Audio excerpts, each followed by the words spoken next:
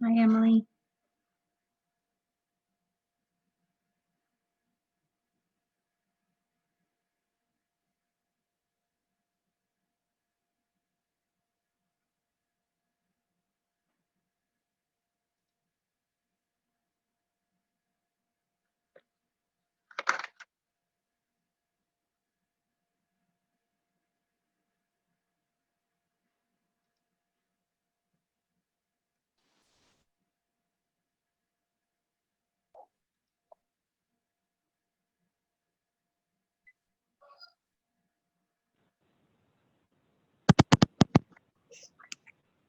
Hello, Mr. Bennett.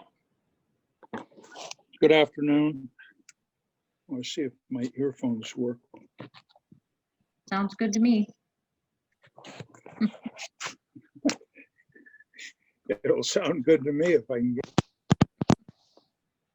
We'll try a test. I can't hear anything. Uh-oh.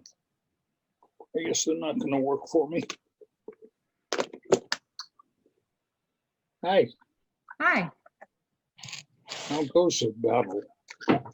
it goes well. We have Will Reisig to record the minutes and Hank Benesh is on the phone to also post the meeting. And then we have Victor Allen, Emily Benson, Hank and Linda Dresch. We have Diane Pratt, Kevin Tilton, Carrie Burkett, and trying to see Julie Atwell. I see that you're on the phone. Julie Hoyt is dialing in. So we've got quite a crew of people here. I know we were waiting on, oh, there's Kevin Bennett is coming on, and I believe Pat Kelly is on as well. So I know Chief Curley was going to come on. Did I miss anyone?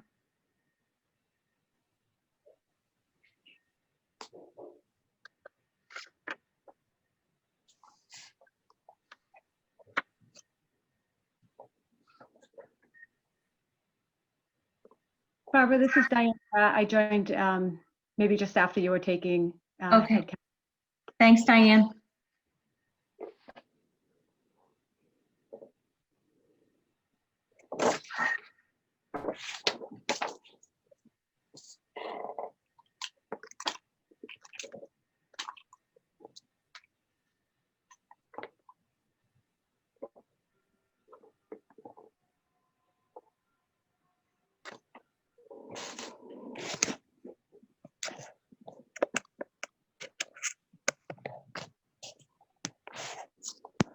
All right.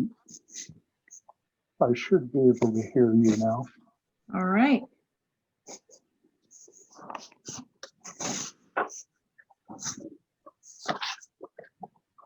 Well, I think we should open the meeting.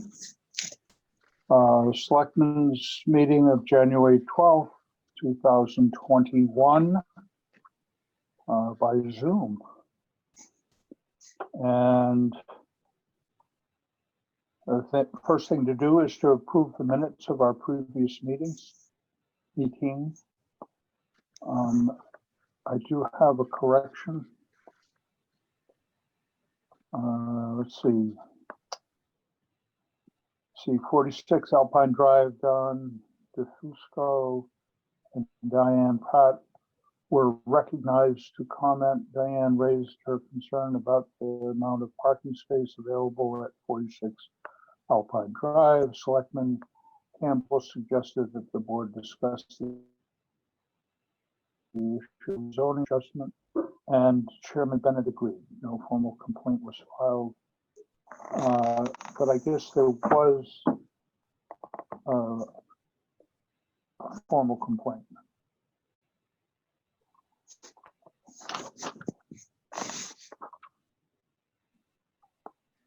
I'll make a motion to approve the minutes as corrected.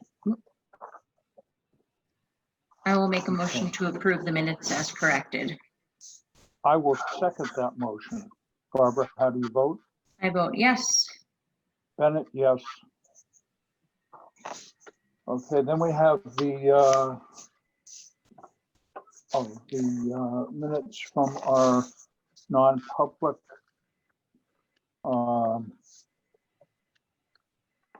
The first one was RSA 91A3 2A. I don't know that we need to seal them, as I remember. Are we all right, or should we seal them? I think we were gonna seal those and oh gosh, Oh, I 'cause think we were had gonna two seal it. sets. I think we were gonna Yes. seal the first ones. Okay. And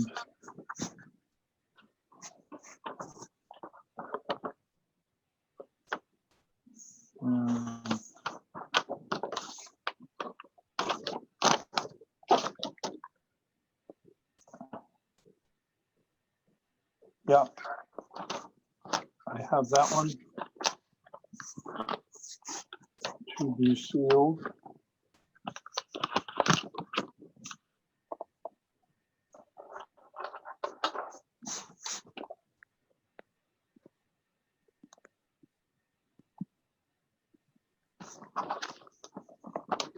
And the second one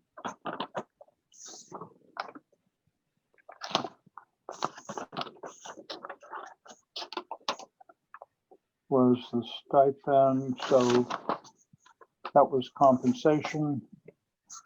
I think we'll seal that too. Agreed. All right.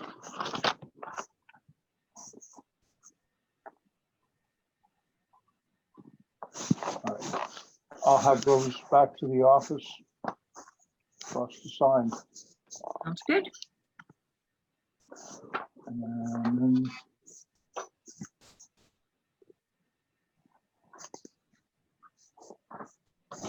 so that's it for that. Okay, now for our item 3, for our discussion and or motions. The first item is the Emergency Management Director. Emily, are you there? I'm here. Can you hear me okay? How are you? Hi. Hi. So I just had a couple things I just wanted to share with you all. First up, non-COVID related. I am in the process of doing the annual review and sort of a progress report on the action items that were in the updated 2019 update of the hazard mitigation plan. Reaching out to Pat, he gave me some updates specific to the roads. Been in touch with Scott Hayes, specific to anything to deal with the water precinct, as well as Kevin. And in regards to, there are a number of things I'm going to be meeting with Julie Hoyt tomorrow to provide some additional information on the website. There's some other public outreach that needs to happen just on some different programs that are available. My plan is to basically put together a report to you all that could be included in the minutes of an upcoming select board meeting, to also put together an update through e-news, and then there'd be information on the emergency management page on the website. Any other public outreach ideas that you all would like to have me do on this? I'm also going to be ordering some different brochures and information on programs. I was in the town offices yesterday, sort of checking out the brochure racks in terms of information. For example, National Flood Insurance Program, suggesting that that be in the town offices. Any specific things that you all can think of in terms of public outreach strategies? I don't have anything that comes to mind. I'm sure if it Yeah, comes just- to me, I'll get in touch with you. Okay. Stay diligent. Yeah. Well, and I'm working, the fire department has a Facebook page, so the social media avenues, I've got some help with my deputy EMD on that. That's where I lack in knowledge. So that's going on. The other things COVID related, I did pick up some more masks and gloves for the fire department down at Troopy and Tamworth last week. The vaccination process, as you all know, is underway. Those first responders in Jackson who would like to get the vaccine have already received some first doses. There's been some challenging in scheduling, but the state's been working on that, and I'm in touch with Jay, and it seems like that's moving along with a lot of lessons being learned along the way. There is also discussions underway with the state in terms of any additional PPE for town elections, sort of what the resources are for that. I'm sure Karen's on top of that. And then also just general protocols. I've been in touch with Sasha and Billy Kelly about town and school meetings and how that's going to evolve. So New Hampshire Municipal Association continues to update folks on that. I've also been in touch with Pat. Public Works departments around the state now are being asked to, basically there's a page on the online sort of emergency operation command, the WebEOC platform, where road agents are asked to keep track of their staff in terms of any folks who might be down in the event of, if a highway department were to lose a lot of staff due to COVID, that the state is just aware of that in terms of in the need of a snowstorm, that those needs can be addressed through mutual aid.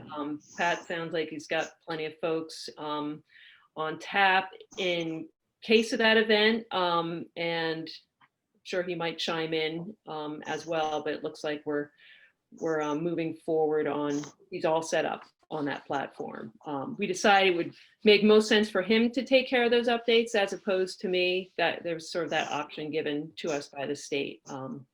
But he can do that and is all set with that.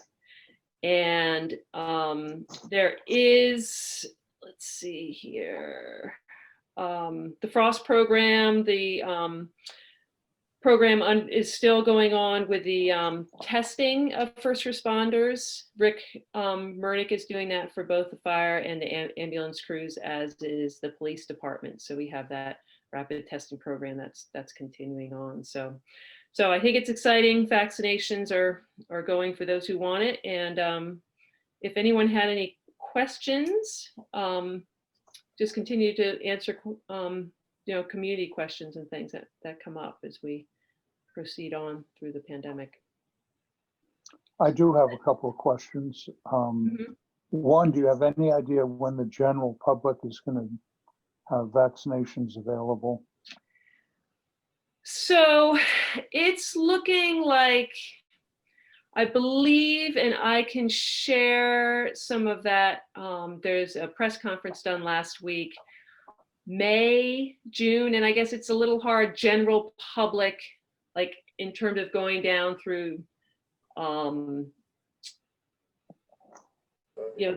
guess the healthiest part of the population, the youngest, those without pre-existing conditions.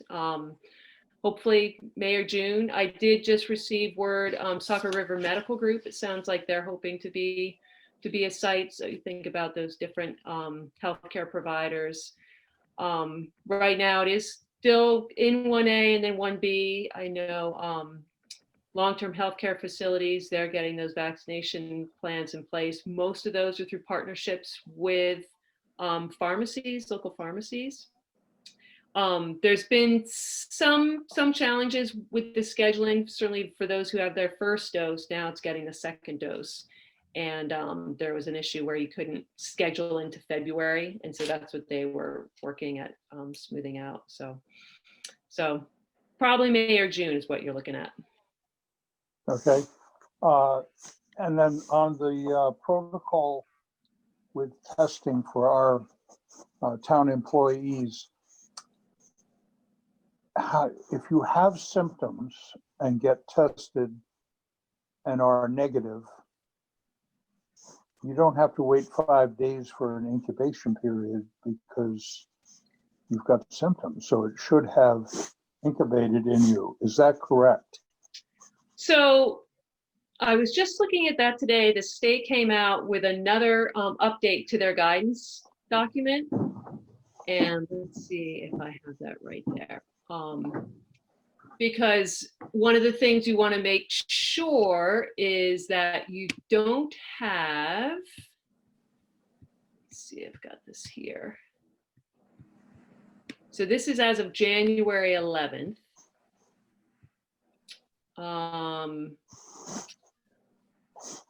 So persons who have any, let me see here, wait a sec.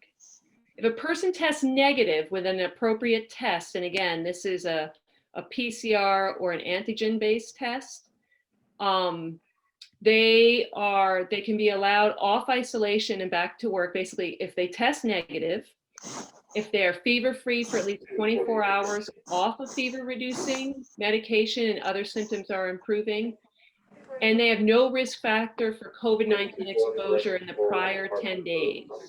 So you also want to make sure that you've had no additional possibility of close contact to a person with COVID-19 or travel risk factors that you've left the area, left New England, that would require a person to complete another 10-day quarantine, even after testing negative. So, Okay. so I think that the other thing is that, I mean, according to our town policy too, is you have that negative test, and it's not a rapid test, it's a PCR antigen test, and then that clearance from a healthcare provider that you're good to go back to work.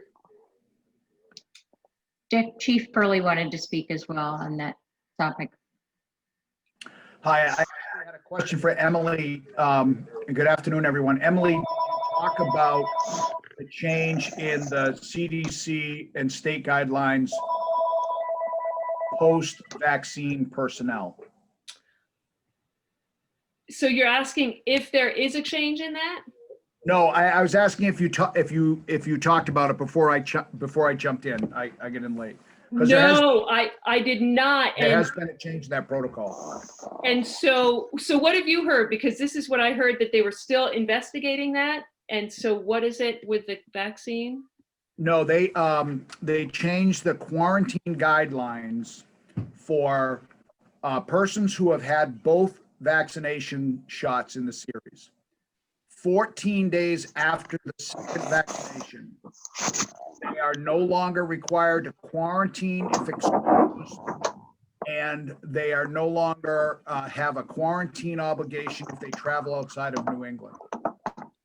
There's still recommendations that people wear masks because the persons who's vaccinated could carry the virus and transmit it, but would never suffer any symptoms. So, but they've just changed those standards for anyone 14 days post second vaccination. There's no longer a CDC or state restriction on out of New England travel that would then require a quarantine, and there's no longer a quarantine requirement for unprotected exposure or no PPE exposure. So that's recently changed, I believe, yesterday. Yeah, and this is what everything, okay, thank you for sharing that, because it's constantly being updated, but yeah, but don't stop wearing your mask. Oh, right, Okay. yeah, but they definitely are recognizing the value of the vaccine series and did just change those two regulations. The state, that was from the state, which was following the CDC guideline. Do you get a ID card or something that says, yes, you've been vaccinated? Well, you do get a vaccination card. It's like a heavy stock, index card size thing. And I'm sure, Kevin, did you get one? And Emily, you probably got one. And then it tells you the date of the vaccination, which one you had. And then on mine, on the backside, it says after this date, you can get your second one, which hasn't come yet. That's going to be January. Now, I don't know if that's ever going to turn into a different card, but I am hearing, kind of ear to the rail, hearing about vaccination cards that identify you as being vaccinated for air travel in the future. That's entirely possible down the road. Okay, it's kind of like the shot card you got in the service when you had that whole whole list of them. Yeah. Okay. Any other questions for Emily? I don't have anything. Thanks for all the updates and keeping current. Yeah, together. It's a lot to keep track of. You can imagine. Changing info.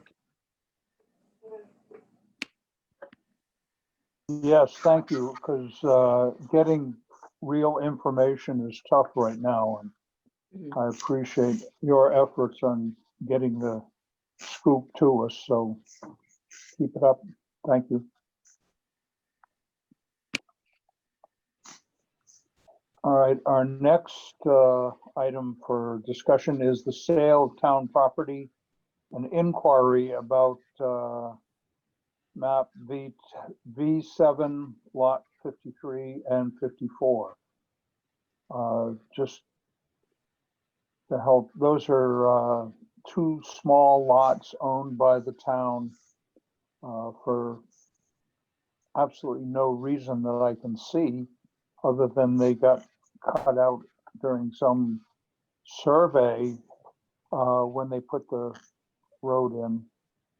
And Dick, Kevin Tilton and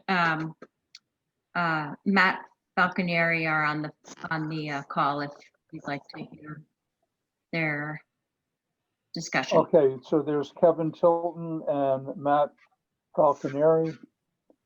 Are they representing the potential owners, or?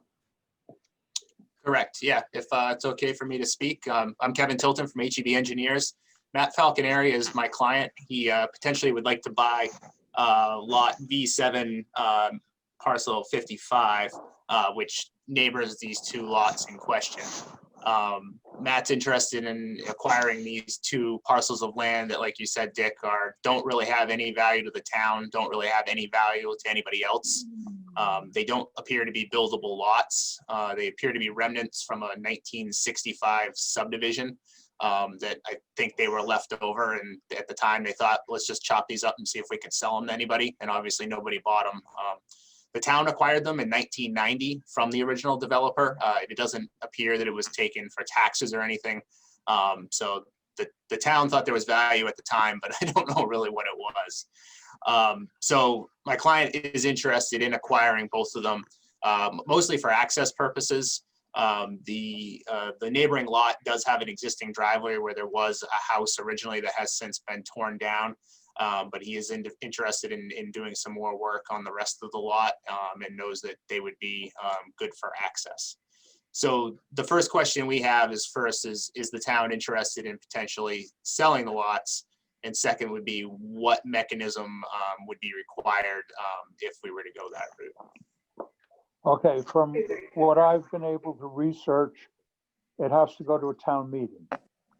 The town has to vote to part with that land, which I'm getting some feedback. Anyway, so I don't see any reason to hold on to it. I looked at it and I've been up there. I can't see where it would ever benefit the town. In the meantime, that maybe the idea was to grant an easement for a right of way across that land, or if we can go ahead and just wait till town meeting to just solidify the whole thing. I'm not sure, but I do feel that it has to go to town meeting. I don't think that's something the selectmen can just choose to do on their own. And just to confirm what you said, Kevin, this land is not buildable at the at the state that it's in now. If it were purchased because it's attached to lot 55, then would it be sufficient, a sufficient size to build on? The intent is we're looking at taking lot 55 and subdividing it into 2 lots. So the thinking would be to take each one of those individual lots and probably merge it with the 2 resulting subdivided lots. So right now, if we were to subdivide lot 55, you'd have 2 lots. You'd have these 2 remnant lots. The ultimate resolution would be 2 complete lots, and that would be it. They don't appear to be buildable. One's 0.3 acres, the other one's 0.5 acres, but they're long and narrow. There's a ditch along one side of them. They just really aren't, they don't make any sense. And how big would the 2 lots be once subdivided? Each one would be roughly 4 acres. And then the intent is to build Would be homes on those 2? one house on each lot, yeah.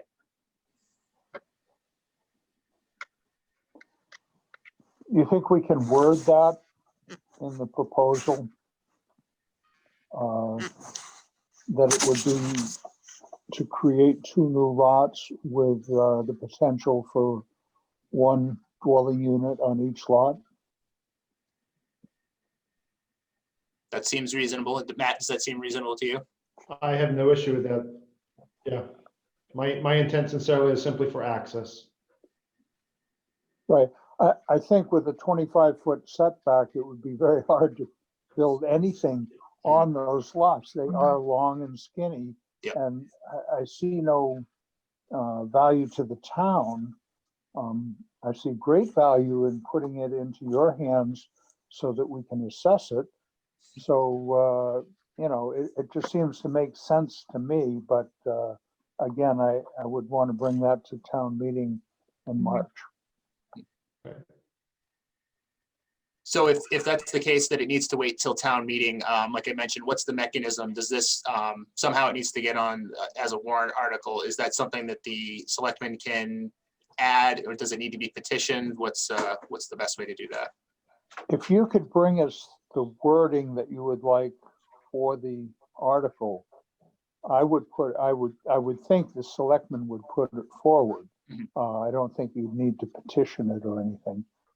I'd be happy to sponsor that. Sounds good. We could definitely do that. Great. So I think the next question I had related to that is we're in the process of working towards a planning board submission to subdivide the remaining land. One question we have is, do the selectmen have the ability to grant an easement on this property now while it's still in town ownership? You know, one concern we have is somebody else trying to come in and scoop it up or something, or also part of what we're trying to do with the subdivision is we want to show that there is the ability to come in for access off of directly off of Highland Road. Do the selectmen have the authority to grant easements at this time? I believe that we do. I tried to look into I have a book on roads, hard roads to travel. And from what I could tell is we do control that. The selectmen do control that. So I think that we could grant an easement. I think that we at the select board would have to agree on doing that. I can't just do it, but if that's agreeable with Barbara, I'd say that would be our process. That's what we should probably find the words for, is allow for an easement for a right-of-way until, that way your planning can go ahead. And then at the town meeting, we can, ask the town to vote. If they don't, then you would still at least have the easement across that land. And as I said, I don't see any reason for the town to hold on to it, but you never know. A vote is a vote. Yep, definitely. But Yeah, I do- agree. I'd like to see the wording and then vote on it for the easement and then the sale during town meeting. Yep, we could definitely provide that. Yep. And I think the only other item related to this would be, we're contracted with a wetland scientist to perform wetland delineation, which he's partially performed on our lot. We would also need to perform delineation on these 2 lots to understand whether we need a wetland permit for a wetland crossing for that potential access. He formally needs some type of permission from the town to be able to delineate on the property. Is that something that you are willing to grant for him to do? So it's just basically hand augers and to hang some wetland flags along the property. Yes. Barbara? Yes. Great. Sounds good. All right, well, that gives us a very good idea, kind of our plan of attack going forward. Is there anything else you have, Matt, or you want to add? No, that was helpful information. Um, Great, thank you. Since it will be town property still, when the wetland study is done, will we receive a report on that at the town, since it's basically it's being done for you, but it's still the town property? Sure, I think, yeah, we should be able to provide a copy of the sketch, and if there's a report that goes with it, Okay. definitely. Yep. Just for our records. Yep. Okay, is there anybody out there that has any further comment on this? I don't see anyone raising their hand or asking to chat, Dick. Okay. Thank you. Great, thanks for your time, appreciate it. Thank you Thanks for your to time. both of you. Okay, our next item, item C, is Jackson Falls parking. And I have both Chief Pearlie on the line and Barbara Terrio. So I'm not sure if both of you intended to comment, or if one of you wanted to go first, or, Well, let's hear from Barbara. She can put forth, I guess, the ideas, and Chief Pearlie and I have talked about an idea, and I'd like to hear from him next. hi, Barbara, go ahead. Hi, Barbara. Hello, everyone. If you read the e-news, you did read the recommendations that the Conservation Committee was going to be making to the selectmen. And Dick, you were at that meeting as well. We had a lot of discussion.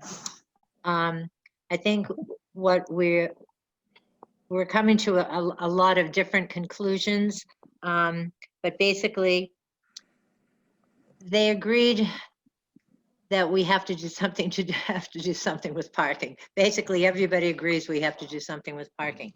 Some of the recommendations, the recommendations that they made or corrected us on, the Conservation Committee really is responsible for what they're trying to conserve. And some of the ideas that we had, they felt they didn't really have to zone in on, because they would take care of themselves. The parking, I think that we have to recognize that through the survey and the results of the survey that were sent out, that our residents really want to have some place for themselves to park as residents. We talked a lot about signage, because by right, according to the DOT, with the couple of meetings that I had with Brian, what is considered DOT property, or what they're in charge of, is 25 feet from the yellow line. This summer, with some of the vehicles that were parked along the road, because of the size of some of the SUVs, the extensions that they have off of the back of them, some campers that were coming in, that was totally against the rules of DOT. So our feeling was, if we went back to the original parking situation that used to be at Jackson Falls, that used to be parallel parking. And there could be at the top of the falls, we also had talked about that, and it's going to be measured again in the spring, once the snow is gone, with myself and Brian from DOT, to see if at the top of the falls, near the porta potty, where the porta potty is, near that corner, if we could possibly be able to set up at least, we think 3 to 4, maybe more, parking spots straight in for residents, so that we would have the lower falls for visitors. We're looking, of course, the disabled parking would still be the same. We're looking at the possibility of having hosts who would probably be volunteers. We have a number of retirees and a number of kids in high school that are looking for hours to do for their say key club, that are looking for volunteer hours, et cetera, et cetera. We just want to get some sort of handle on parking with people to be able to tell people where they can park in the town. And those parking spaces would be down by the new library, the upper parking lot above town hall. And so we have very limited parking. And the signage, hopefully, will be able to be very clear to have no off-road parking at all on Valley Cross Road. There were a lot of potentials for us right now, but what we need is first to start somewhere. And I think the somewhere is really going to have to start with either doing parallel parking again or even angled parking. But there's going to have to be somebody there to do that kind of monitoring. So that's another thing that we're looking at. We want very much not to have the police have anything to do with this unless something goes really, really amiss. You know, one of the things too is what we will be searching for is for a raise in the fine for parking where they should not be parking. $25 is nothing to some of the people that were there. They pay for that for half a tank of gas and some of the big SUVs. So the parking rate should be raised, and that's something that I don't know who's going to make that decision. These are recommendations that are going out to the Board of Selectmen. But what we have to do is we have to bring some sort of control back to Jackson Falls and do it in a peaceful way, going through our chamber and businesses where we can go out and talk with them about how we can do carry in, carry out, how we can do the proper things for when you're visiting a wild and scenic designation, not a public park. Another thing too is that the Conservation Committee is really up for doing some signage, really nice signage. Hopefully we'll be able to educate people a little bit more, but to get our Chamber of Commerce and our businesses to downplay a full day at Jackson Falls so that it gives the opportunity to everyone. We've talked about limited parking. I mean, who's going to be there to designate that? But we should have it monitored in some kind of way so that we can still welcome guests, but not ever tolerate what went on this past summer. Thank you. Excuse me. Thank you, Barbara. I was at that meeting and it was a lengthy discussion. One of the ideas that I brought to Chief Pearlie was the idea of timed parking. And I'd like him to speak about that right now, because I think that might be the answer to a lock problem. Chief, are you there? Oh, can you hear me now? I can. Okay, thank you. First, I'd like to say it's really kind of encouraging to see how much concern the Conservation Commission has about the falls. I read the minutes, I get them in the email, and there is lengthy discussion. It's clear that everybody cares a great deal about that feature in the community. And Barbara and I have spoken, and Dick and I have spoken about the conflicts up there. And I'm just glancing at some notes that I made. One of the things that, Barbara, when you were talking, kind of struck my ear was that you said, we've got to do something about the behavior of the falls. And I just want to preface my comments by saying, parking solutions solve parking problems. They don't solve behavior problems. if we have conduct and behavior problems at the falls themselves, limiting or adjusting parking isn't going to change that behavior. It's just going to mean people may take longer to get to the falls.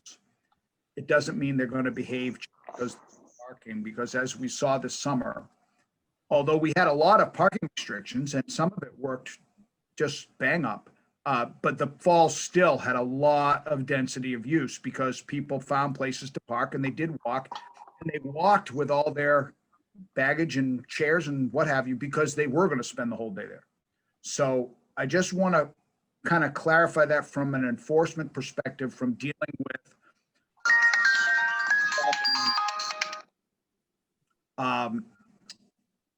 is that if you want to control behavior, you have to have some regulations about behavior. If you want to control parking, you got to have regulations about parking. And that may require some ordinances passed at town meeting by the legislative body about things like, use of cooking fires, tying hammocks to trees, glass bottles, alcoholic beverages, amplified music, all of those things, none of which exist currently. I'm not advocating one way or the other. This is really for the community to resolve and for the police department ultimately to enforce. But those are the kind of things the mechanisms that have to be put in place to give us the tools to, politely ask somebody to stop doing something. And then if they don't voluntarily comply, we issue some kind of enforcement action. So I want to talk about, so that's the behavior of the falls. I want to talk about the parking. I completely agree that parking needs to be regulated up there because it can cause a lot of congestion, some safety hazards. It's difficult for people passing through, and the more parking, the more available parking, the more density of use you're going to have on a resource, and it's going to get consumed and ultimately destroyed, as we've seen in other areas. Diana's Bath is the prime example. So I agree with restricting parking up in the area, specifically from the lot proper, which is the head-in parking, north to Valley Crossroad. There should only be parking allowed for only the fire lane and 2 handicap spots should be allowed there and nothing else. People park in the worst possible situations. The big SUVs kind of hang out into the street, or their doors too. It's a mess. They shouldn't be allowed to park there. That's not really any place that anybody can park, and it should be specifically eliminated with signage that says no parking and no parking from here to corner, or no parking between signs. That way you can limit the amount of signs, but still get a zone that's enforceable with 2 signs, things like no parking between signs. One thing that caught my attention in the minutes from the Conservation Committee was the discussion about parking on Valley Crossroad. There is no lawful parking on Valley Crossroad currently. So I don't know if there would have to be any changes to that. And I was curious, Barbara, when they talk about parking on Valley Crossroad, are they talking about the cross-country ski lot, or are they talking about the road itself? The road itself, because Yeah, there were a number of times this summer, though, that I know there were a couple of times where there have been tournaments at the tennis club where tennis Yes. people were told that they could park there. But if you went and looked at the number of people playing tennis and the number of cars on the road and where those plates came from, you just knew they didn't come from. Yeah, now there were, when they have the tournaments, we specifically have signage that, well, we had signage all year that prevented parking, both the fire pond lot, and there's a little piece of grass that just begs you to park on it across from the tennis. That was signed all summer too. Now, but I just want to be clear, you may have seen people parking, but none of it was allowable parking. It's all prohibited parking on Valley Crossroad. So that component of your overall scheme is already in place. There's signage We put up temporary signage in the summer. Maybe we could put up some more permanent signage. But there's no parking allowed. And we used that cross-country ski lot to great advantage by directing people up there often after they got their $25 ticket. They said, hey, just walk down and use the falls. That's not that big of a deal for most. But again, it does suggest that they're there for the duration because they're like, yeah, great, I'll park and walk down. Takes me 20 minutes, but I'm going to be here all day. So I want to clarify that for Valley Cross. Did I clarify that? Yes.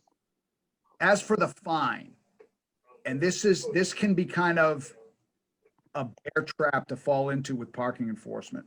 Going from $25 to $100 and encouraging towing vehicles isn't going to solve your parking problem. It's going to end up with Carter Notch being littered with parking tickets because people will pay the parking tickets now, and they do. We had we issued about 45% more tickets this year than we did last year. And we had a pretty good return considering it's a handwritten, carbon copy ticket with a mail-in envelope. So, and that's at $25 to $50, and handicap parking is a little stiffer. If you move it to $100, no one's going to pay it. And to reach out and reinforce unpaid parking tickets is, I don't want to say impossible, but it's somewhat limited. It's somewhat laborious. We've started a program now where we're doing just that. We're sending letters of demand to people who didn't pay for their parking tickets, 35% that didn't get paid. But the enforcement is laborious. So I just want to say that. And when you're talking about a parking scheme, and I don't mean scheme like a sneaky scheme, an overall scheme, you have to kind of pick a team. Do you want parking to be for public safety, regulation, and access, or do you want parking to be for revenue? If it's for revenue, you have meters and you have time limits that people pay a premium for premium parking, and it generates money and everybody's happy with it generating money. That's what you see at things like the beach. You got an empty lot, pull up, electric kiosk, you're paying with your credit card. Oh, I'm going to be at the beach for 5 hours, click, and you pay the money. So that's for a revenue stream. If you're doing parking to make access for everybody, and that sounds like part of the problem is people who live in town go to use the falls and there's no access. One of the ways to improve access is time limitations. So that somebody goes to the falls and like, well, if I could be here for 2 hours for free, but after 2 hours, I could get a $25 ticket. Maybe I'm going to leave after 2 hours. Maybe I'm not going to just hang out all day. So we don't currently have a time limit in ordinance component to the parking scheme. That would have to be decided by the selectmen. And it would apply, unilaterally. Now, I just had to order $778 worth of parking tickets because we wrote every single parking ticket we had in the building. So there's no line on the parking ticket that says time limit, but there is one for improper parking. So I think we can use that effectively if they're over time, but you have to have good signage on time limits or people will cry foul. And people do have a due process right with parking tickets. They can challenge a parking ticket within 5 days. They have a hearing here at the police station. And, sometimes it goes their way and sometimes it doesn't. There are circumstances where I will take tickets back and we will void them. But it's got to be good signage, or the first thing they say, and rightfully so, is, I didn't know. So I would ask the select board to think about a time limitation. I think that could be a benefit for parking enforcement in the whole town, because as it stands right now, somebody could park their car for 3 months in front of the Wildcat in the middle of summer when we allow parking overnight, and nothing's going to happen. How do you monitor time limitations on parking? Well, there's a couple of ways you can do it. If we were in the big city and we had all the cool tools, we'd have a license plate reader that you would drive down the street and it would ping the plates, and then you would drive down 2 hours later or 2 hours and 1 minute and tell you who's there. We don't have that, and we're not getting that. So we can chalk tires. We can make note of license plates. those kind of, old school police work. So that's not insurmountable. So, and also, if you're trying to allow access, but manage access, the general principles of parking regulation are you charge money for premium parking, meaning up close and on top of the feature, and you allow free parking from a distance because that encourages people to park a distance and walk in. That solves your parking problem. It doesn't solve your behavior problem. And the premium parking should be a cost per time component, not just you pay a fee. Like Diana's asked, you pay a fee for $5, you're there for the day. That's not much skin in the game. If you have to pay $3.50 an hour or $5 an hour, now you're going to be thinking, well, do I want to be here all day? Do I want to be here for 2 hours? So those kind of things. Those can be done with good technology, electronic kiosks where you pay with a credit card and you get a slip and it goes on the dashboard. Drop boxes, iron ranges that Conway made, paper. But then somebody has to collect the money and double check the slips and make sure the parking's okay. I don't like that idea for the falls because I don't think we should encourage all day use. All day use usually has a lot of trash, a lot of activity, a lot of disruption. I think we should encourage gentle use and turnover versus making it a recreational water feature. As far as angled parking versus parallel parking, I can't really envision a good parallel parking setup. I don't know if that would work very well. Angled parking, Barbara, I think that is a good idea because most people come up Carter Notch Road and turn right into the parking spaces. So angled parking works pretty good and it's got decent visibility coming out. It would reduce the number of parking spaces just by virtue of the fact that they're angled. You'd lose the first and last parking spot because they're not quite so easy to stuff in there like people do. And you wouldn't have the road encroachment. Like when people go to the back of their cars to get things out of minivans and trucks, they're in the road. So if you had angled parking, that would help that. You don't have a great service for marking angled parking, but you could number the railing, like the head-in railing, you could number it and that would help. You can paint lines on dirt. It just might have to be refreshed regularly. Do we know how much it would cost to pave that area? And I noticed that was a suggestion during the meeting is to pave and line that area. Do we have a cost estimate on what that would be? I don't. Oh, Barbara, hold on, you're muted.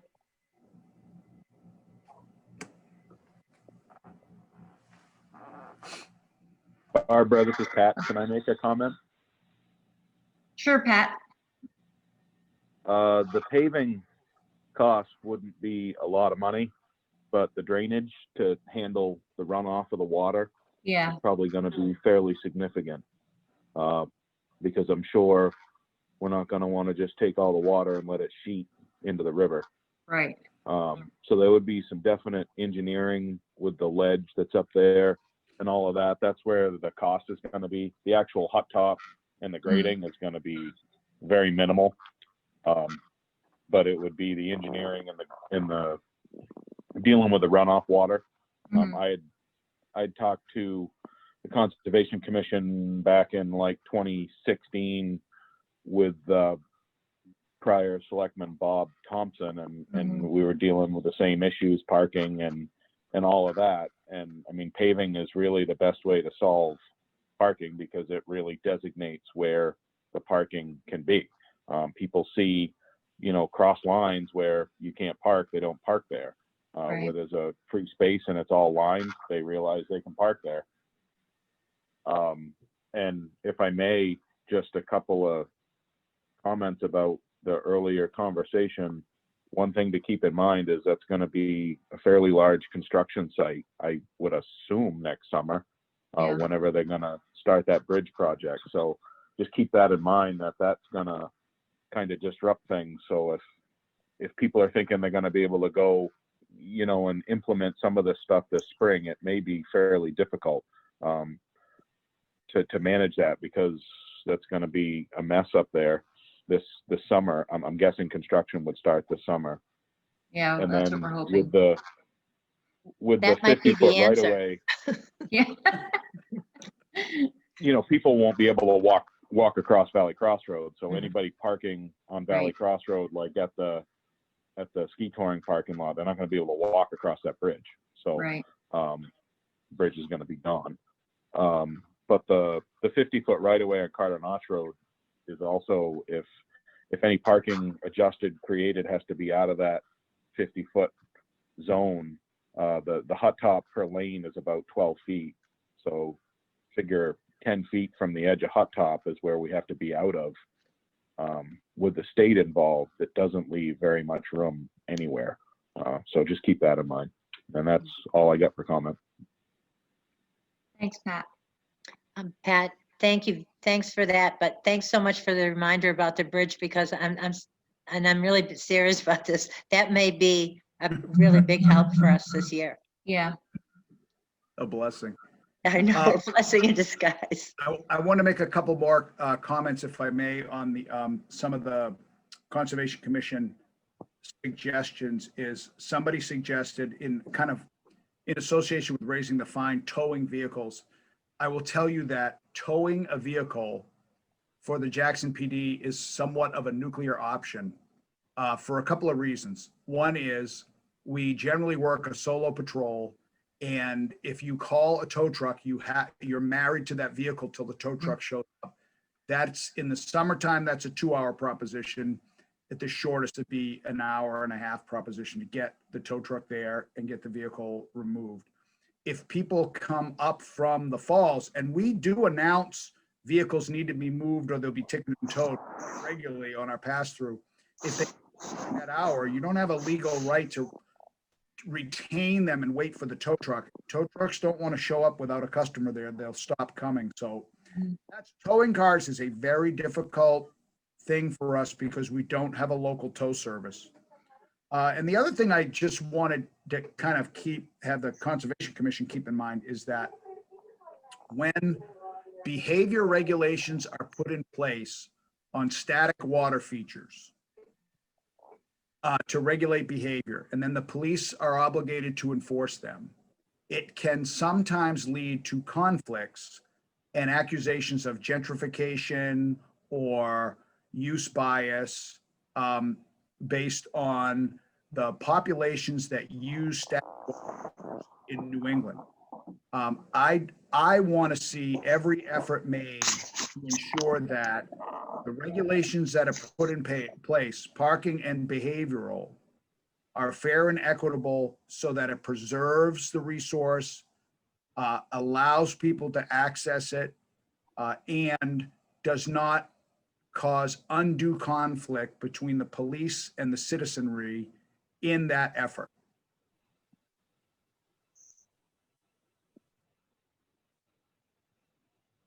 Thank you.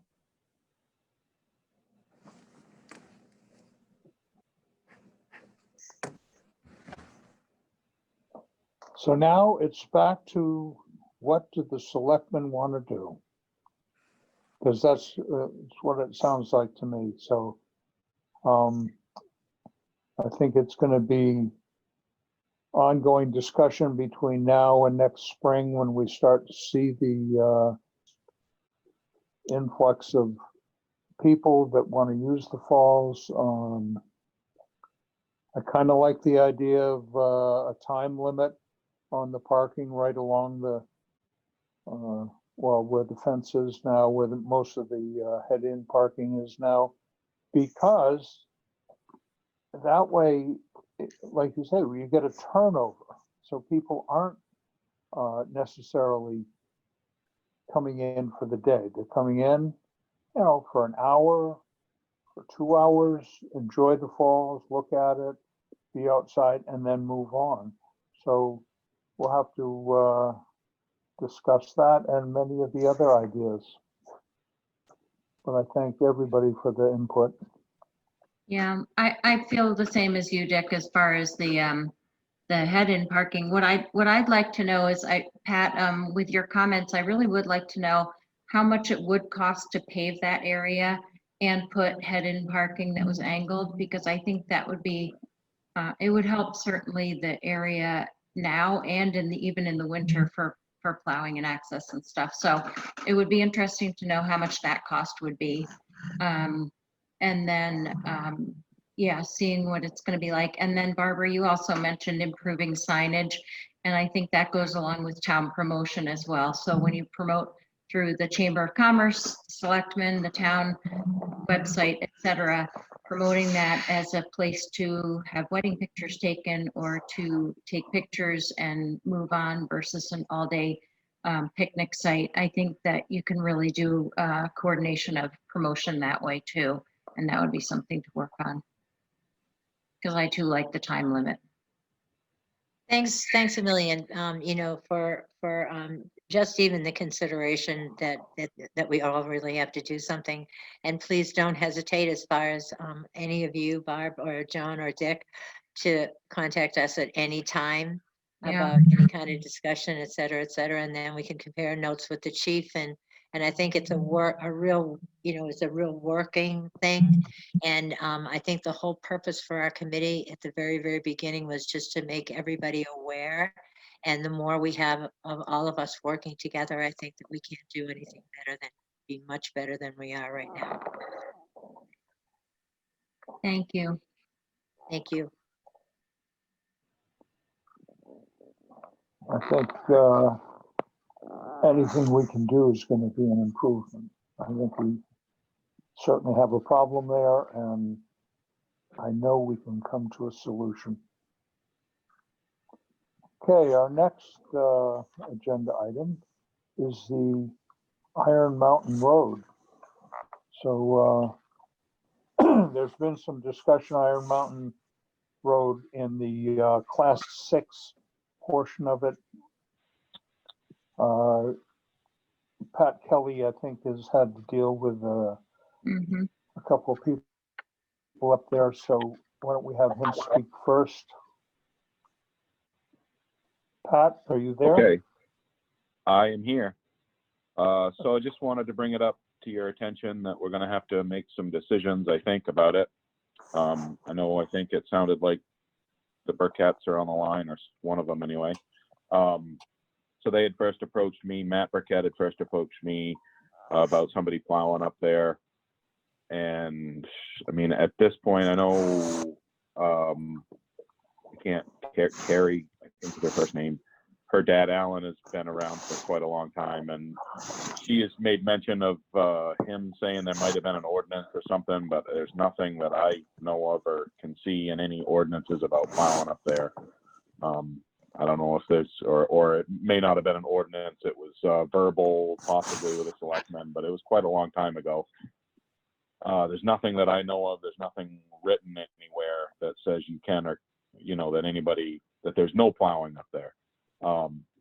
At this moment in time, I know the road has been plowed a little ways up, maybe up to like the government gate that's up not too far. I don't go up there very much in the winter, that's for sure. So I know Mark Sinnott has his driveway plowed, which is on the road, and maybe it goes up a little further. I know Ryan and Martin have done, the PD has done some research a little bit, so Chief might have some information there, I'm not sure.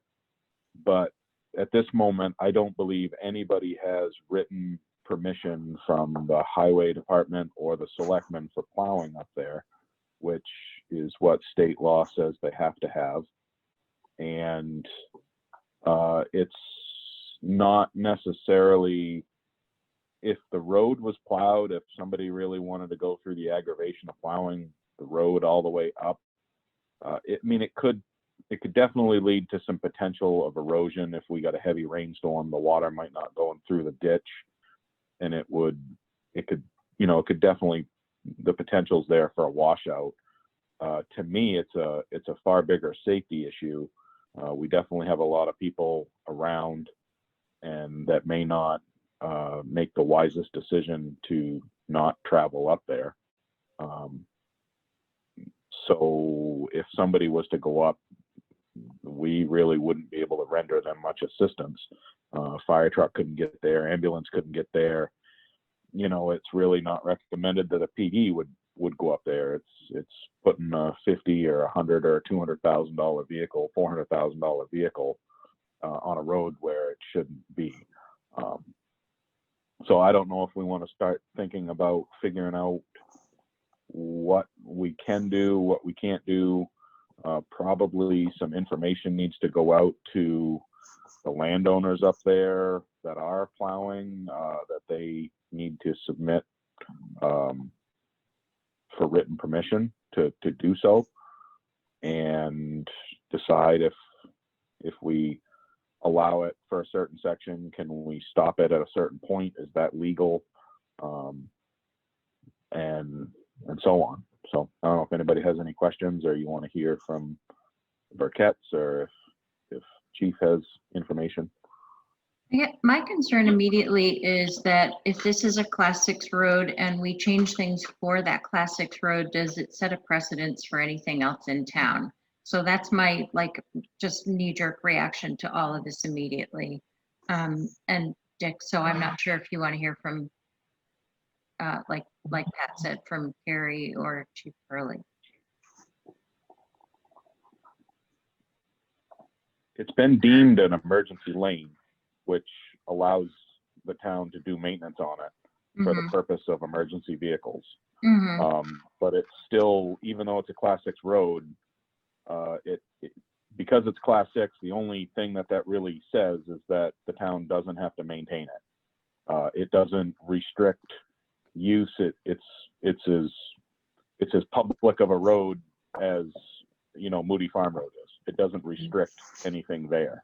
So Okay. if somebody wants to try and drive up there today, there's no ordinance law that says you can't. They have, you know, it's not a wise decision to do because of the terrain, but there's nothing that says that they can't. Like we did impose the Carter Notch, the upper section of Carter Notch is closed to driving unless you're a landowner. You know, during December 1st to the road bans, I think, or something. But that road currently has there's nothing on it.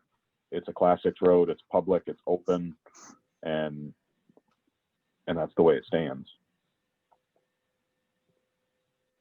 Okay, I looked up what I could in my book on roads.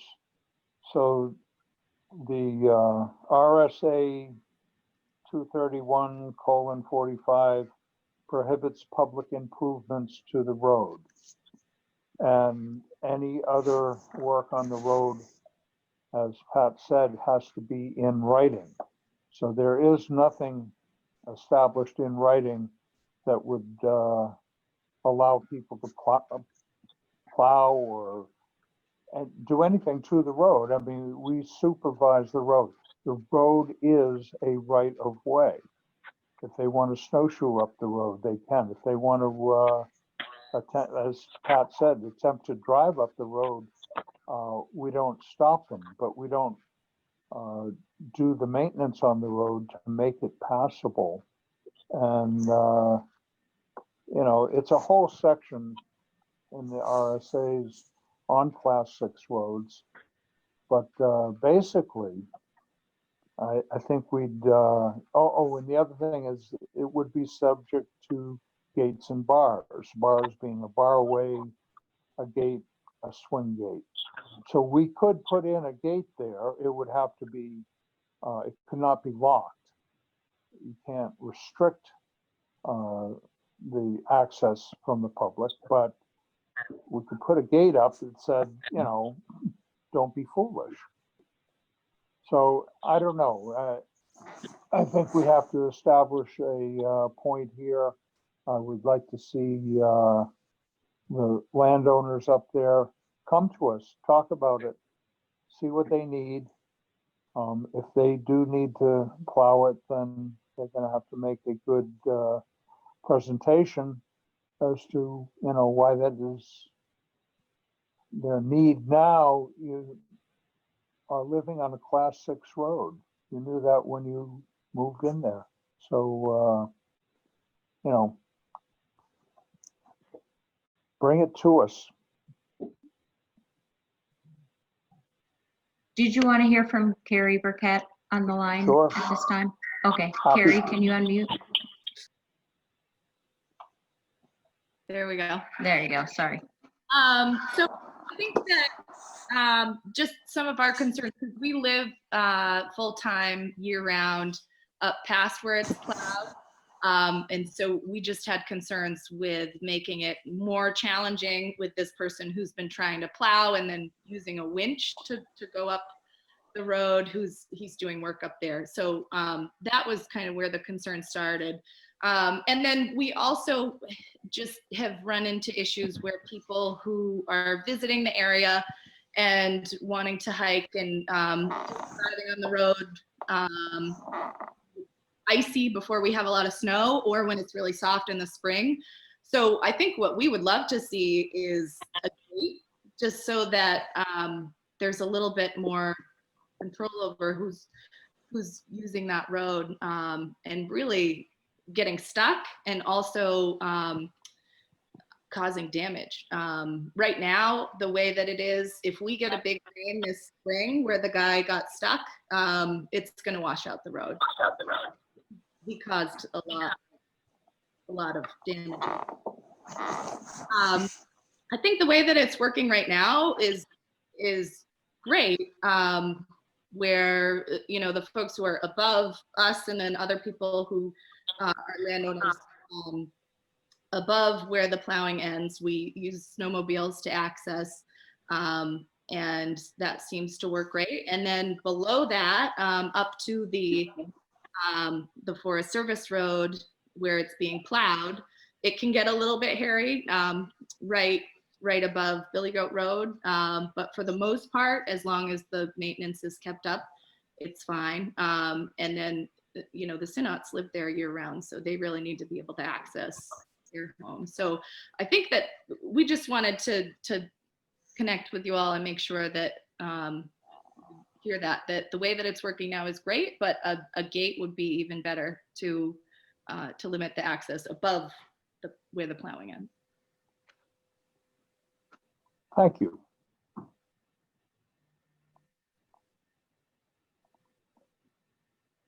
Anybody else there for a comment on Iron Mountain Road? Dick, I have some information if I may speak. Certainly. I do have my hourglass.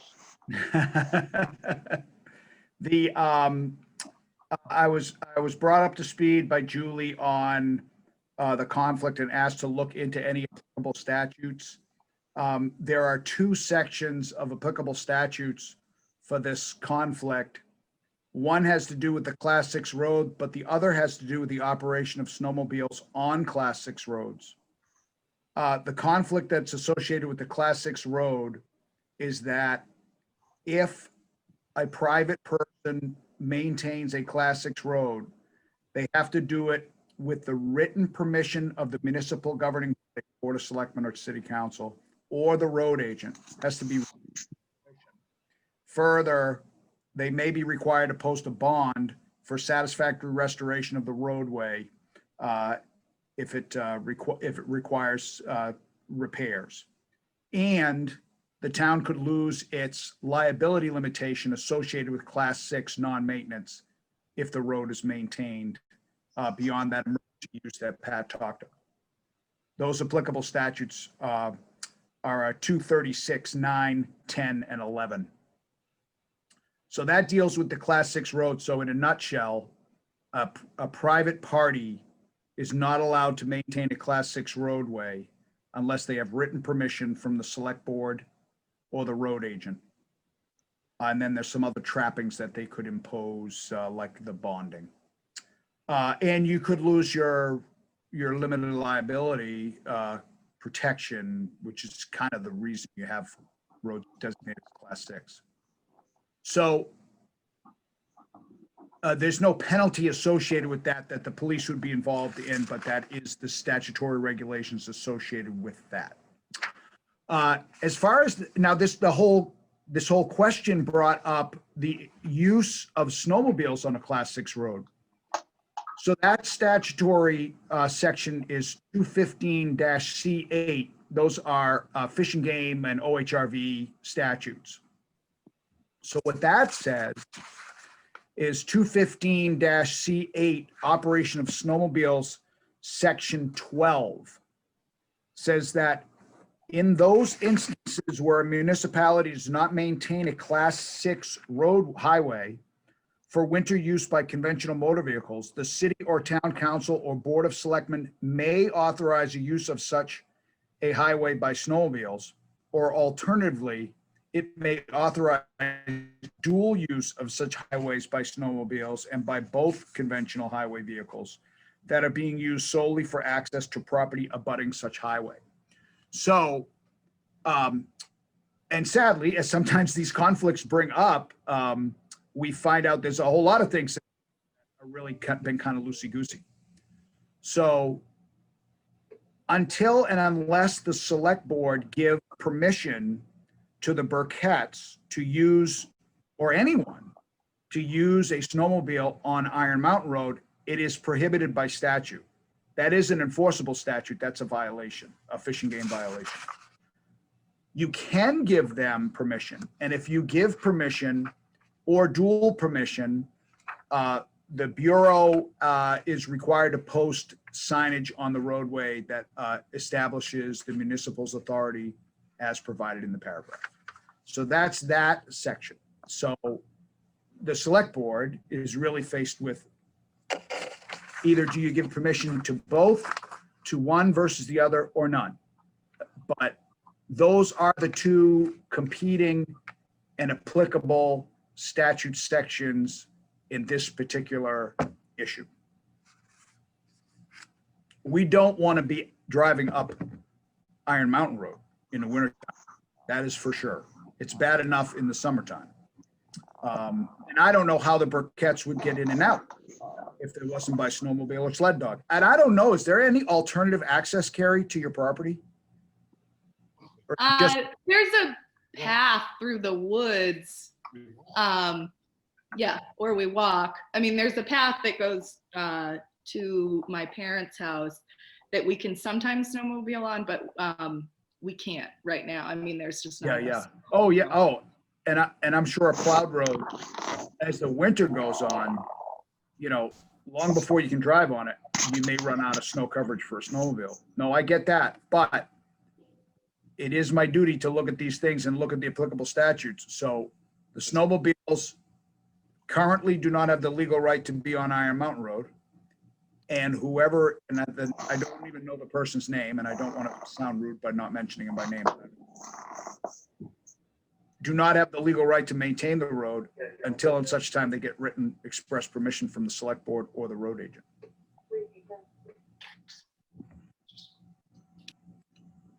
That's all I have on the matter. Thank you for the clarification.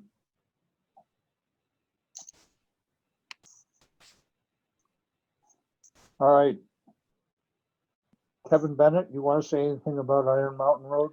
Yeah, I did, just quickly. Can you hear me? Yeah. Oh, okay. Just that Carrie and her husband, they're one of the few people up there who actually signed a release to the town about living on a class 6 road.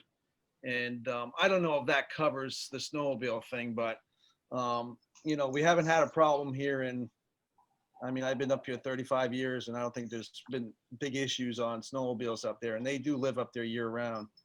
And then there's a couple other small camps up way up that every once in a while they go up there with their snowmobile. You know, I'd just like to see that, you know, that doesn't change. And I might have an idea too who this person is who's plowing, because I got a building permit out there, but I thought they were all done for the year.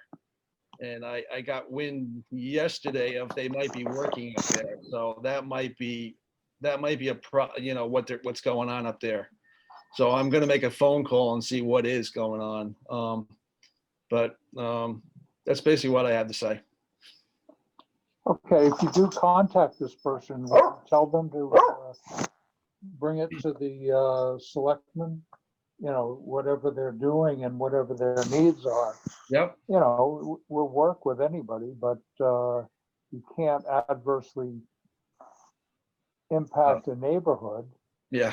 for your own convenience. So let's find out what's going on, and if you can, point them right to us. I will. Thank you. Thank you.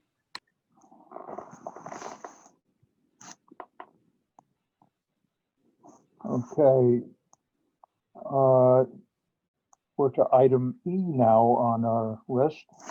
Town office building, there's a discussion of adding a roof over the handicap walkway. With the new solar panels, we're getting a snow slide that if some person was using the handicap ramp, they'd get cleaned out by a good slide of snow. So one of the ideas is, in order to keep the handicap ramp, would be to get a cover over it. And I think Julie said the cost was somewhere between 10 and 15,000 as a rough estimate starting out. So, I think we have made the improvements to the office building, which is nice, so they can do business through the window. Now to protect the people that are walking on there is important. So I think we should just pursue it and see what the cost is going to be and how long it would take. And, also the fact that the solar panels are there is a good thing. So you never know what the impact is going to be until they're in place. Right. Here we thought we were doing a good thing to get Right. the solar in, and it's sliding on people. Yeah. So, yeah, but I think it's a good, it's a good idea. I think that if we were to cover it, it would protect anybody using the handicap ramp. It would also allow for the tax collector's office and town clerk to deal with people from the outside, which has been safe. Mhm. And really for the maintenance, and there is some snow shoveling, with one-time cost of building it, but it might save us a little bit down the road. Mhm. Dick, this is Pat. Can I just make a quick comment here? Of course you can. We don't have a super ironed down number because it's super hard to get a contractor at the moment. Right. I've had Gary working on trying to get a hold of it. He's called 4 or 5 different people, and most of them are too busy, can't even look at it. We did talk to Robbie White, was supposed to come and look at it and get us a number. But it is super difficult to try and find a contractor to come do anything that's, reputable contractor. And it's a little more than we'd really want to handle trying to do ourselves. And so that's why we don't have an iron. We're trying to work on a hard number, but it is fairly difficult at the moment. We're trying to get one. Okay, I appreciate your efforts. I understand that it is hard to get competent people right now. Things are busy. Good for them. We'll keep the dialogue going, and we'll try to put together a reasonable figure that we could bring to town meeting. Mhm.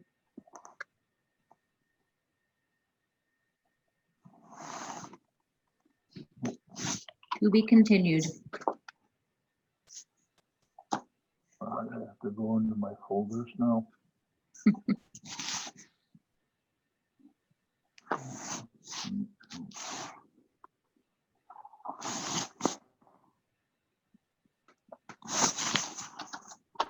Here we go.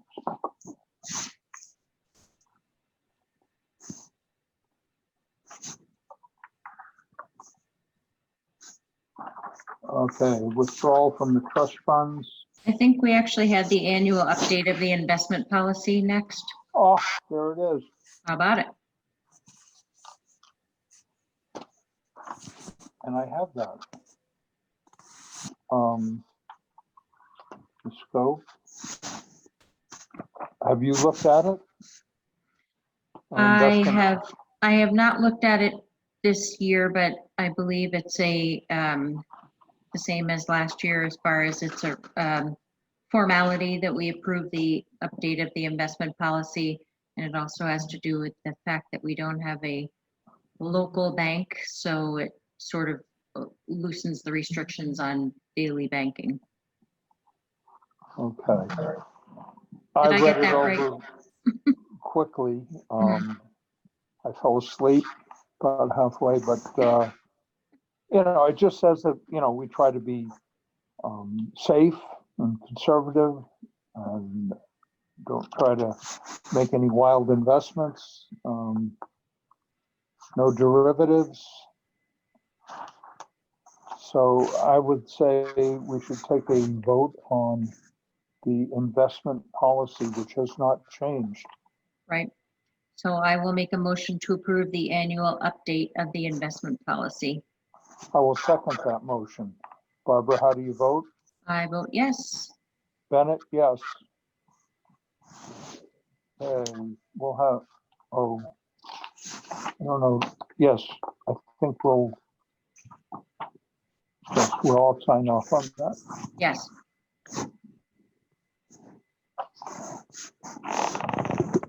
Now, we have the withdrawal for the trustees of the trust funds.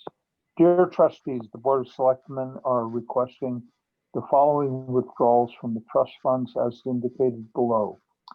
$30,915 from the Police Cruiser Capital Reserve Fund, 0027.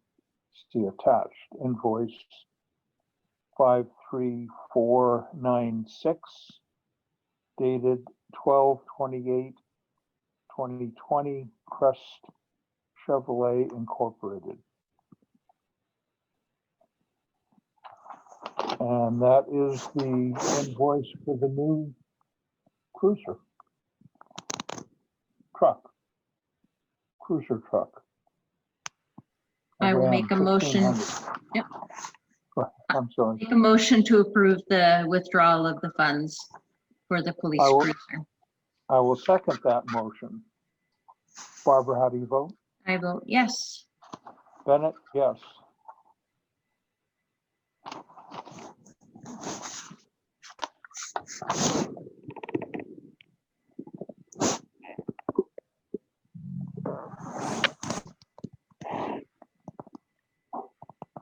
Okay, then we have a letter of support for North Country Council grant for research on transportation in the North Country. Barbara, have you had a chance to read that? I did, and it's requesting our support for their grant application, and I will make a motion to support that and approve that. I will second that motion. Barbara, how do you vote? I vote yes. Bennett, yes. Then we have the yearly resolution, boy. Did you get a chance to read that? Yeah, I wasn't sure of this, so I talked to Julie about it, and I understand this was a motion that was made in a meeting several years ago, a town meeting several years ago. And unless we change it at another town meeting, then we are voting to send this resolution letter again this year on January 21st. So I will make a motion to send the letter, and it's making a recommendation that our state representatives act on our best interests as taxpayers. I hope they do. I hope they always do. I will second that motion. Barbara, how do you vote? I vote yes. Bennett, yes.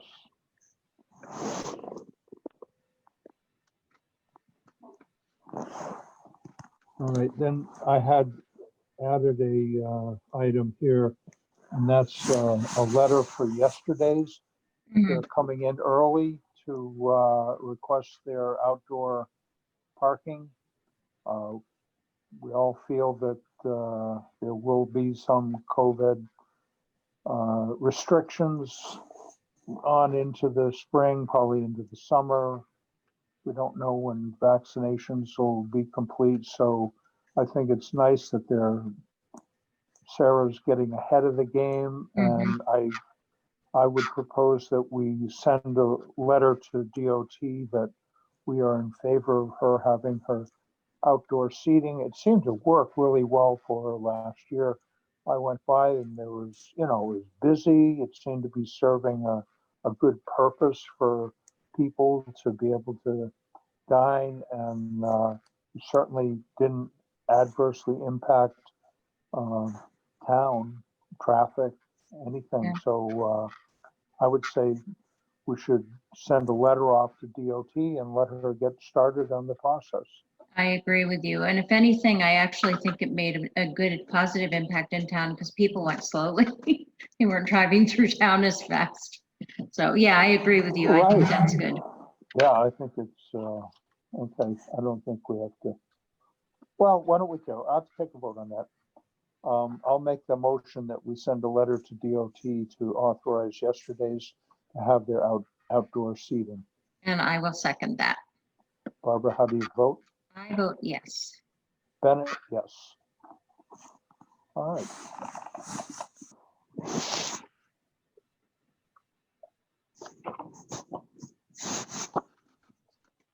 Now we go into short-term rental applications for approval.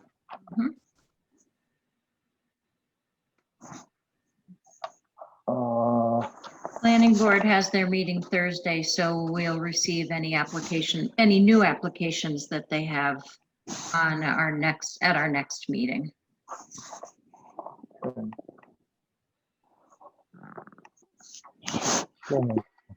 No new comments to the attending. Okay, Kudrick has submitted for STR applications. DeFrucio egress windows have been installed. Right, so I think we can vote to approve their application now that they have installed their windows, so I will make a motion to approve DeFrucio's application. I was trying to see, I don't have the address for it, but I'll make a motion to approve their short-term rental application. I don't have the address right off the top, but I will second the motion for the Crucio for their application. Barbara, how do you vote? I vote yes. Bennett, yes.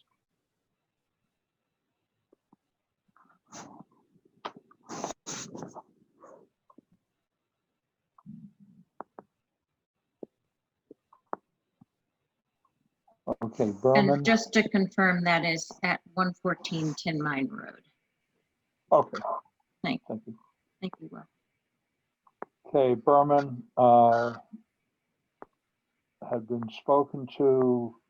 It has been confirmed he is not renting out his home. We had the wrong link. So that was the violation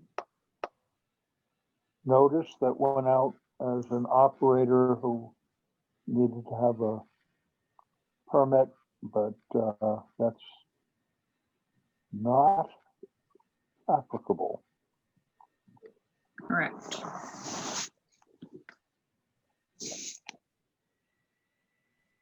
So that's withdrawn.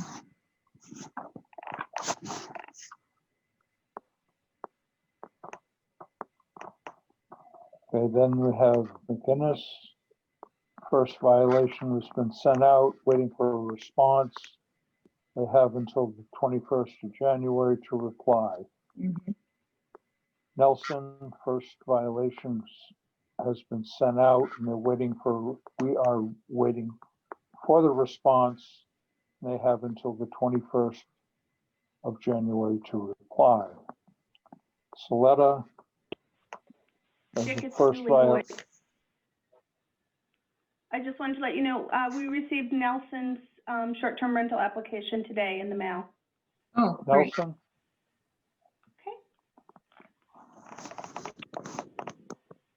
Thank you.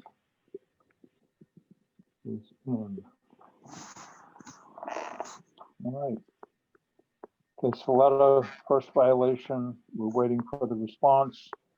They have until the 21st of January to reply. Opont McLaughlin, 801 Cardinach Road, application is complete. Make a motion to approve. I will make a motion to approve the short-term application for 801 Carter Notch Road. I will second that motion. Barbara, how do you vote?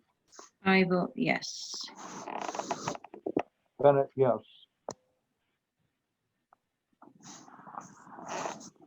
Okay, Beal, 56 Dundee Road, has updated his advertisement, and we should make a motion to approve his application. Right, I will make a motion to approve the VL application at 56 Dundee Road. I will second that motion. Barbara, how do you vote? I vote yes. Bennett, yes.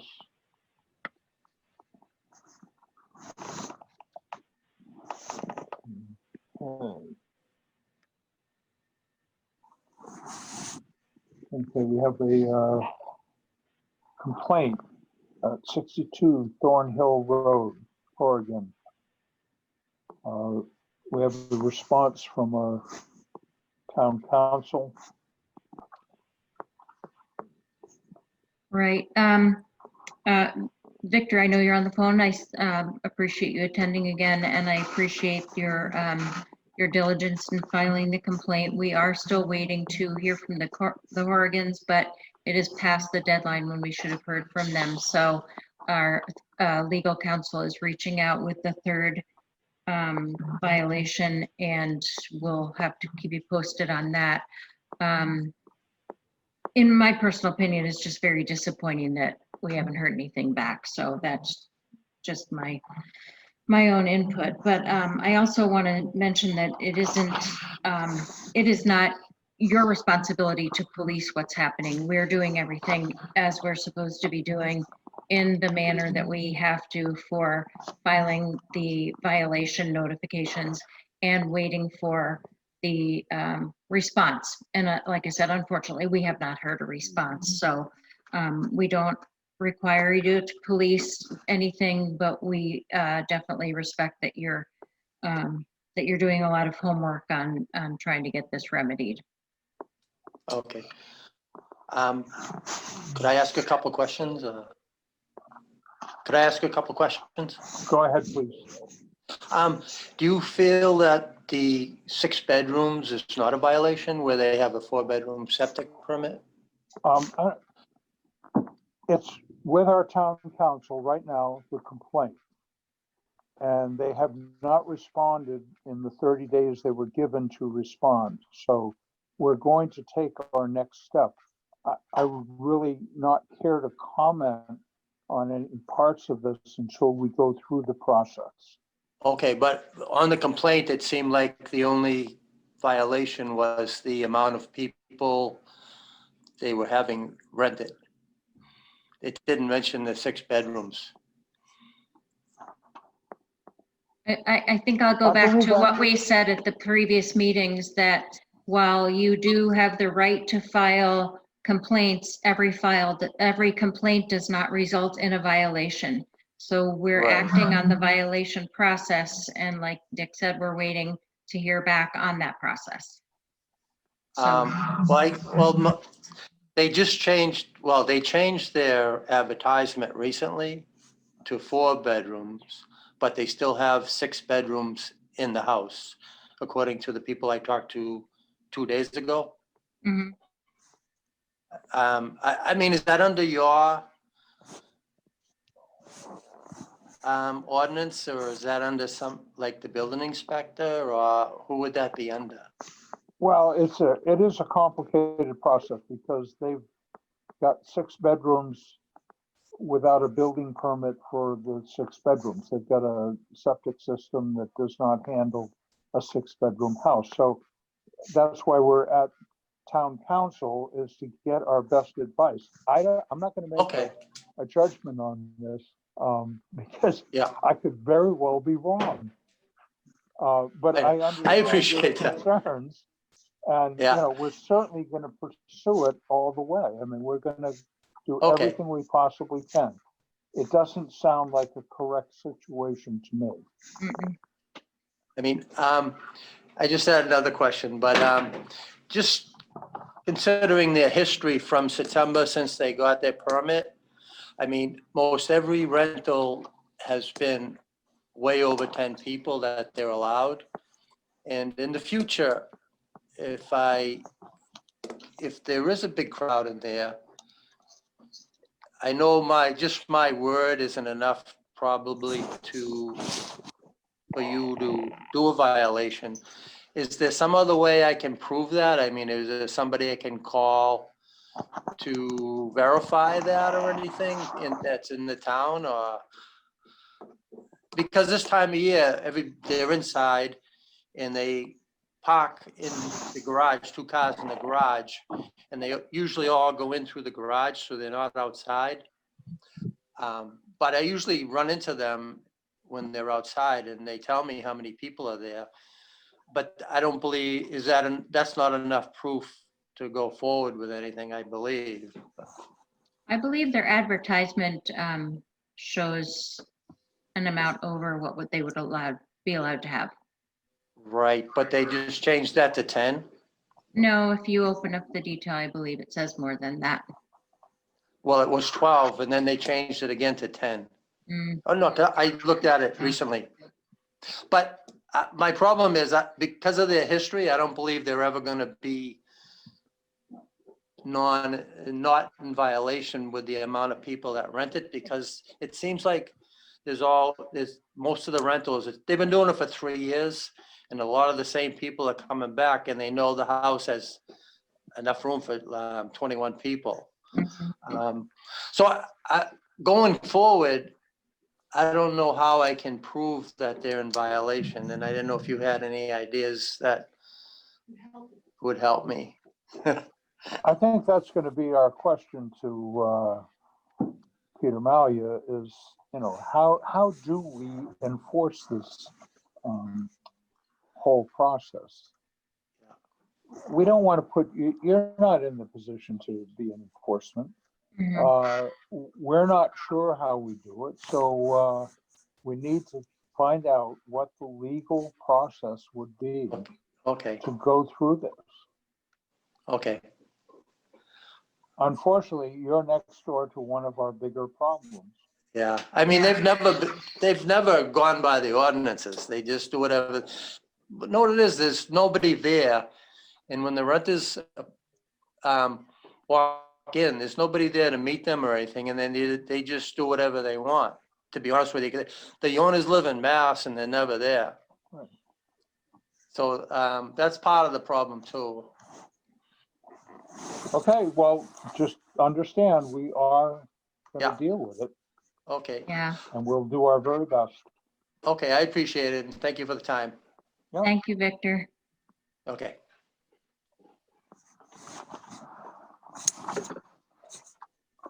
Okay, now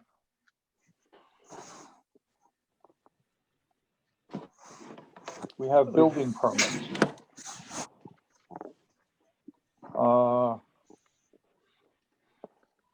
DeFusco Pratt, I'm not gonna get there. I'm not sure that's the removal of the lamp post, Yeah, which is an enforcement issue.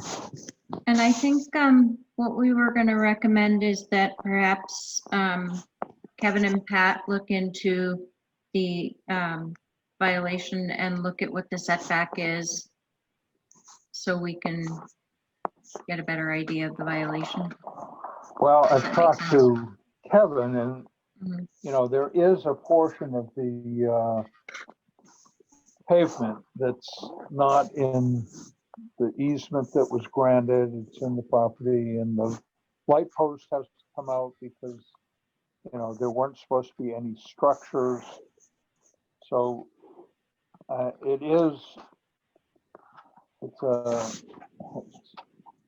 some of it is a civil matter between the landowners. Mhm. Because I don't see where we have any enforcement power other than to point out the defects. And there's certainly defects in how the whole project was accomplished. You know, with the lamp posts, they went beyond the mandate, and with the paving, they, you know, flowed over into what was not in the easement. So, you know, yeah, I think we can point out that those defects are there. Kevin, how do you feel about where we should proceed, how we should proceed on this? When I talked to you today, I pointed out just the parking lot where the actual pavement now is on, part of it's on their property. I mean, I think the only thing the town can actually do is write a letter to him and ask him to remove it. And I don't know if he probably won't. But I think rest of it, like I mentioned, is technically a civil matter. When that went in, it really didn't come under anyone's jurisdiction except for the driveway cut going into their property, and that was looked at by Pat, and that was all fine. But it should, like I think I mentioned, it should have been surveyed and should have known exactly where the property line was. And I think everyone who was involved in the project, even the contractors, were kind of guessing where the property line was. And it wasn't until all these other problems came up, and then this stuff, eventually it got surveyed, and then we saw all the problems. So, I mean, even at this point, even with the things we can enforce, he still hasn't done anything about it. And, at this point, I think we're just waiting for the letter that we sent out, for 30 days to be up, and then we'll go to step 2. Mhm. So I think still at this time, I think we get rid of the first problem, and then maybe, hopefully the owner there, or the person who granted the easement, I guess the next thing is, bring him to court. Yeah, and Kevin and Diane Pratt is on the call too, and if we would like to recognize her, she'd like to add some detail. Sure, I'd like to hear. Thank you. Thank you for letting me be heard. I just wanted to clarify, because I know that we had a couple items resembling each other on the agenda for the last meeting. So with regard to the light post, which is under this building permits, in the last meeting, it was decided, and I believe that a violation was in fact issued, because a light post fell more under the violation of building permits. So I think that one, for all intents and purposes, has been resolved to the extent that it's been decided and the violation has been issued. Separately is the issue of the setback. And there are 2 specific areas on our property where effectively there's an encroachment. One is along the easement area, where the abutter took liberties to extend beyond the easement area. So there's that one, and that technically is not subject to setback considerations, because it does fall within an easement, and the setback just doesn't even make sense. It would be very contrary to the easement, and we recognize that. So we simply have an encroachment issue that is a civil matter that we would need to resolve with our abutter. Separate of that, though, we do have what we believe to be a setback issue in an area separate of the easement. So the easement is very specific to, a dimensional area of 60 by 35 feet. So away from that, where the parking, the driveway / parking, however you want to think of it, continues onto the abutter's property, there is a violation there, has nothing to do with the easement and is well away from the easement, not intended to be part of the easement. That's just a property line issue there. So yes, there definitely could be some civil action on our part with the abutter, but in reviewing the road standards, I believe it might be highway and road standards, there is very clearly a setback requirement. That setback requirement is in Exhibit B of that documentation. That Exhibit B is also contained in the driveway permit. So, very readily available when driveways are being put in. Clearly, that was not adhered to, and it is required that, through the permit, that should have been adhered to. One of the other things I want to just mention as well, and this was made apparent in the last meeting, these things happen, right? People's boundary lines get close to each other, and you might make a mistake, you might creep over a little bit. Our abutter made it very clear in the last town meeting that he knowingly and willingly had gone over the property line. So for that, I take a different position, right? I'm not really feeling quite so lenient. It wasn't a mistake, it was deliberate. So if there's an opportunity to pursue a violation with regard to setback adherences, then even though we may have a separate matter for a civil case with the abutter, I would appreciate the town's enforcement of the setback requirements.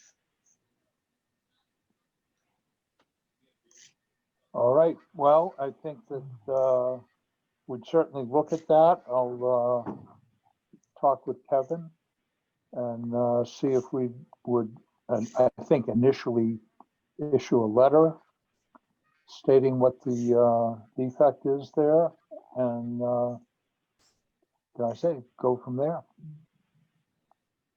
Thank you. No, thank you for your time. I'm sorry we have to do this.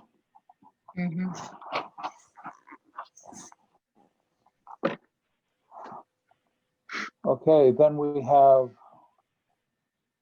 1, 2, 3, 4, 5, 6 other building permits.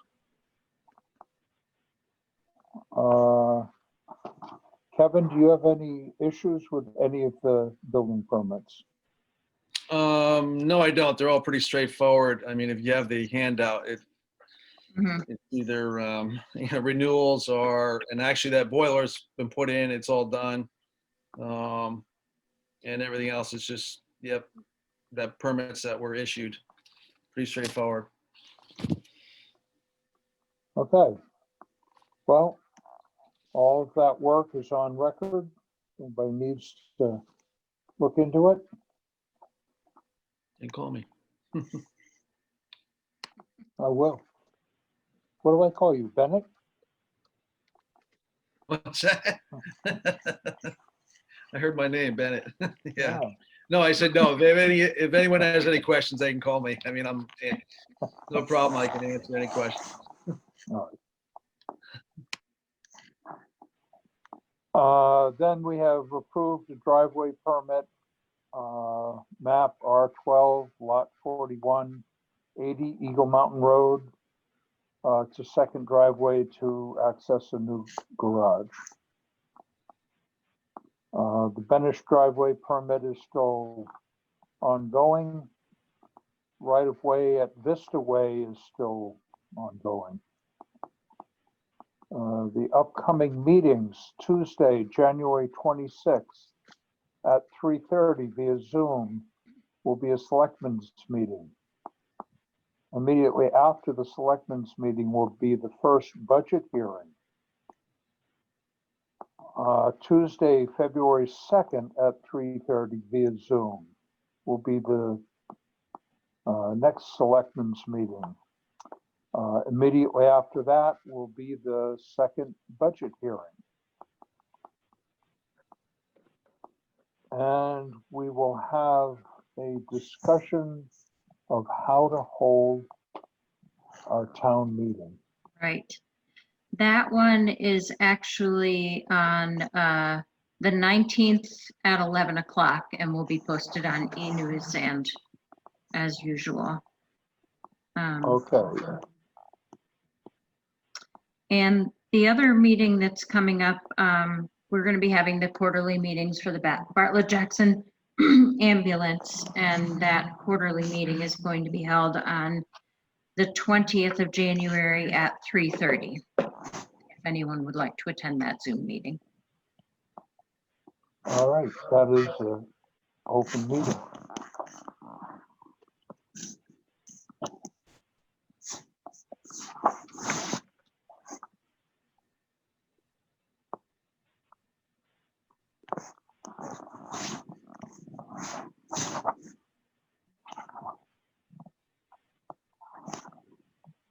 All right, I think that gets us through the agenda.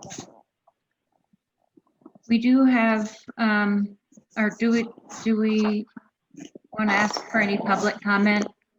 And we do have a non-public session. Is there any public comment?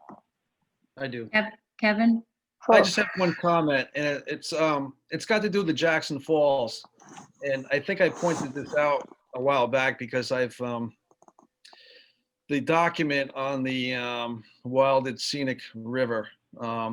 It's stated in there about the water quality testing, and I know it was done way back in when it was first designated back in '87. And I think I might have mentioned this last year, and I thought someone on the Conservation Committee was going to take this over to, I think it was Ken Kimball, I think, was going to start doing some water testing. And I was wondering if that was ever done. And because if you read the document, that is a requirement in that document that it's done. I think it says annually or something like that, but I don't know what the time period is, but it would just be nice to know that they do have a, you know, they have what they call, what is you know, a standard back in '86 when that was all done. Someone does somewhere. Just nice to be able to see what the water quality is on different portions of that river that, you know, today. Mhm. So, and I don't know, I think I did mention it to Brian Burns, and I got to catch up with him. So he's on the Conservation Committee. So I don't know if that was followed through or whatever, but just kind of giving you guys a heads up. That's I all. remember Phil Davies, when he was with the Conservation Commission, did some water testing all around town, which was, it was a good baseline. Where that information is, I'm not sure. I Yeah. would think that someplace in the Conservation Commission files that we could access that, but, you know, it would be very good to know, you know, what's happening. Yeah. How much has it changed since it was originally designated and how we're doing now? Thank you, Kevin. Okay, then I guess we have, One more comment, Dick. Oh. Julie Atwell had let me know that she will have handouts for the budget hearings, and just keep your eye on e-news for when those will be available. So, they'll be available at the town office, yes, and as soon as they're ready, she'll have that posted on e-news. and will that be available online?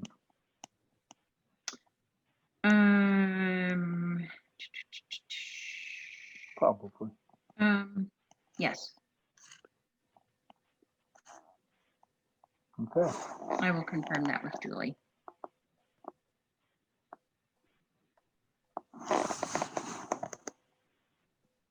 All right, I will make a motion to go into non-public session. I will second that motion. All right, I will let you know, Dick, when everyone else is off of the line, and thank you all for attending the meeting tonight.